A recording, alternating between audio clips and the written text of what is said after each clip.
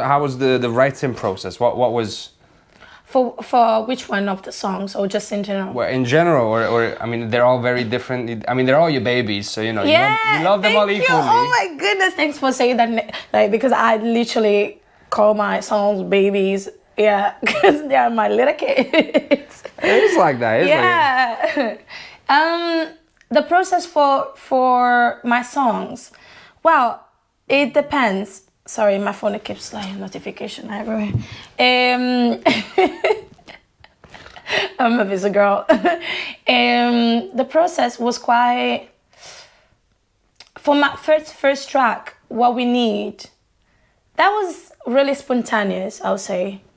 It was really spontaneous because normally all the stuff that I write, I put them aside and be like, okay, let me see.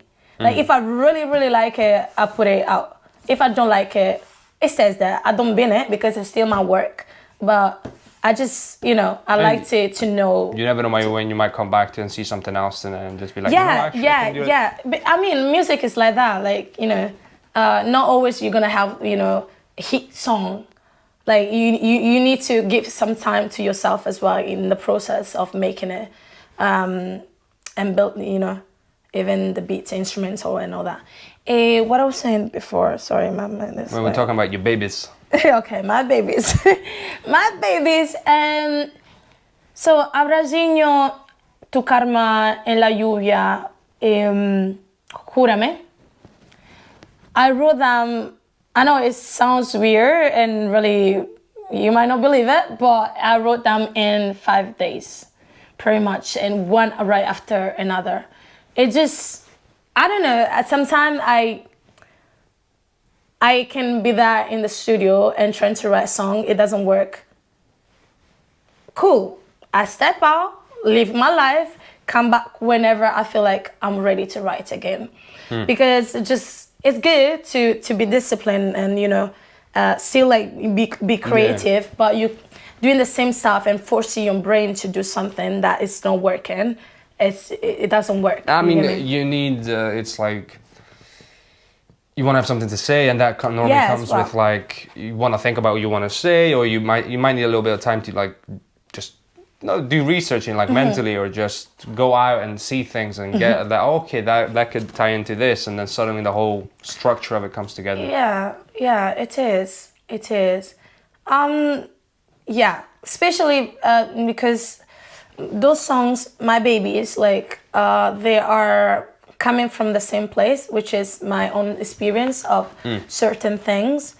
But like Tu Karma, for example, Tu Karma is a funny one because it wasn't. If you read the lyrics, it's really dramatic. It's talking about somebody promising, love to somebody else, and then, it was all lies, and then that person comes back, trying to take revenge and making him fall in love again, and then leaving him, pretty much.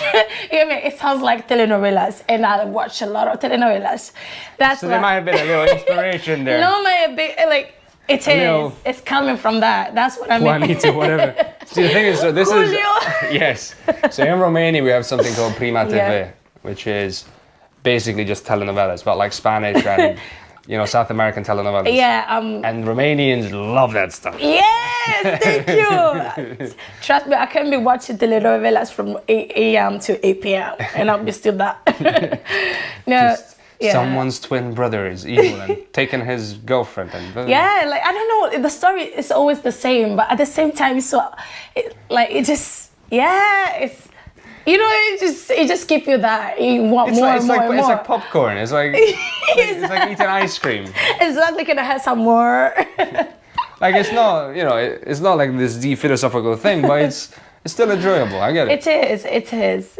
So yeah, because I had something, not that particular story, of course, but like it was something that was coming from my own experience, and then I was like, I just, extend it, like I just made it even more dramatic, and that's where Tu Karma comes from.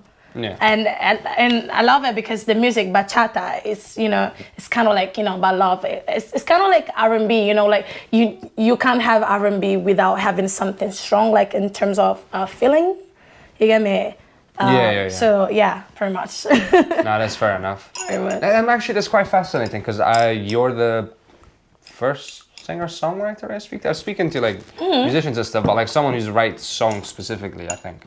Oh. You're the first person I'm talking to. Oh, nice. Unless I completely forgot about someone, in which case I'm sorry. But Flava J. yes, of course. I spoke to Flava as well. Flava. Yeah, you're absolutely correct. Yeah, my friend. But I didn't ask him about the.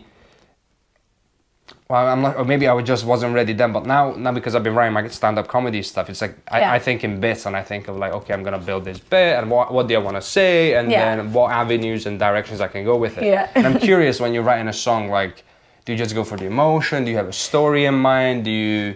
Obviously, there's different ways to write music. Yeah. I think it's important to have both. Not necessary. It's not that it's a must. It's not a must.